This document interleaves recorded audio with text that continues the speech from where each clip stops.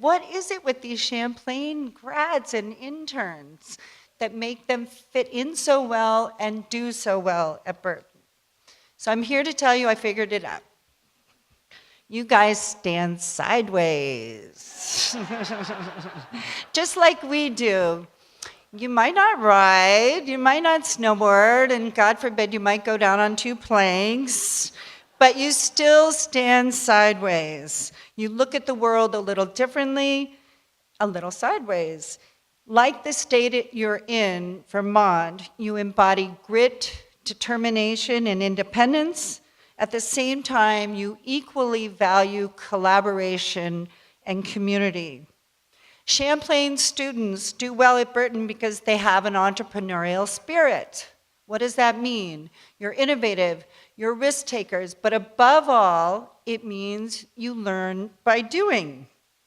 That is not the typical approach of most colleges. It certainly was not the approach of mine. I spent 4 years in an ivory tower. Your manifesto, I guess you guys know you have a manifesto, right? Everybody know you have a manifesto? It's pretty cool, actually. Your manifesto calls your education radically pragmatic.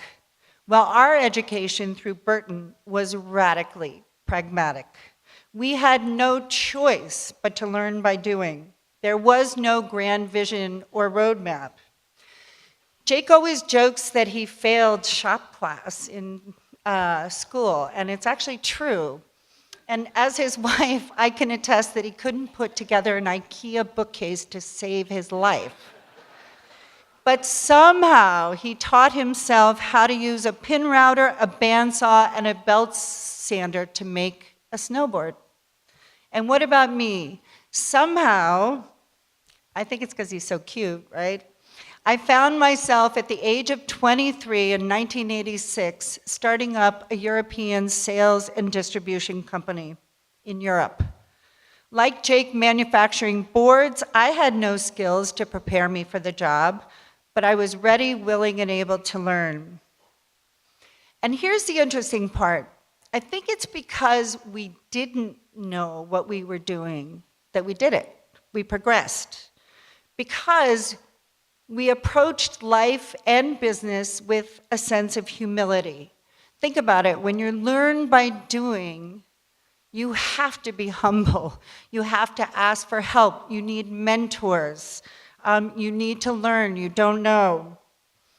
But at the same time, you're completely determined to figure it out.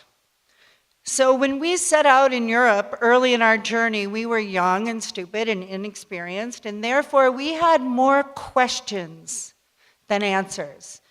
I remember asking people over there, what's different about this market? How do you do business? You know, what can we do to better address the needs over here?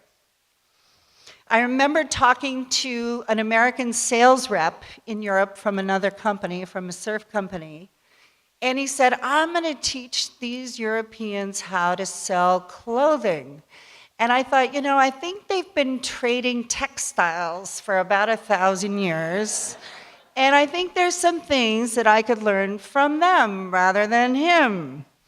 Fast forward a couple years, and I remember being with some German retailers who were sitting around complaining about working with US action sport companies. And I said, whoa, wait a minute, I take offense to that.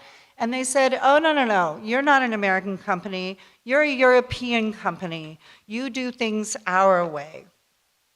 So it was actually our humility, our lack of pride and arrogance, and our inexperience that actually helped us succeed. So at Burton, we try to stay humble at all times, not just when we're facing adversity. We remind ourselves every single day to stay grateful and true to our roots. In looking back, I think there are a couple things you need in life to succeed. Humility is one of them. Passion for what you're doing is another. But the key is not to just have these values like passion and humility, but to live those values every day, every week, every month, every year. It turns into decades before you know it.